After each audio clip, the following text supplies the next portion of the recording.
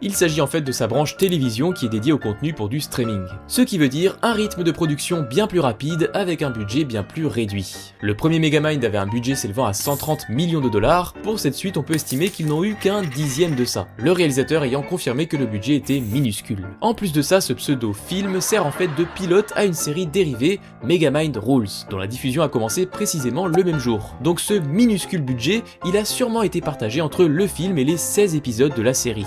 Au final, ce Megamind contre Doom Syndicate, faut limite le voir comme un gros épisode de série plutôt qu'un vrai film à part entière. Bon, dans les exemples qu'on est en train de voir, là il y a deux constantes qui reviennent souvent, c'est l'argent et le temps. Ces deux constantes, elles viennent imposer des limites dans la création de nombreux animés. Et parmi ceux qui en ont souffert, on en a un qui a beaucoup fait parler de lui, Blue Lock, un animé de foot dans lequel les personnages développent des capacités extraordinaires au fil des matchs qu'ils disputent. La saison 1 avait beaucoup hypé les spectateurs, les actions étaient intenses et les matchs plaisants à suivre. On avait déjà quelques passages en 3D qui rendaient pas super bien, mais ça ne gâchait pas l'ensemble. C'est à la diffusion de la saison 2 en 2024 qu'une vraie perte de qualité va se faire remarquer. Avec énormément de plans fixes et d'animations qui ne bougent pas, l'animé va être moqué et même renommé PNG Lock, en référence à plusieurs passages où les persos ne sont littéralement qu'une image PNG qu'on fait glisser sur le décor. Dans un animé un peu plus tranquille avec un rythme lent, ce genre d'animation ça serait pas choquant. Mais pour Blue Lock, un animé de sport qui repose essentiellement sur des actions dynamiques qui doivent nous prendre aux tripes, voir des persos statiques et des transitions dignes de Windows Movie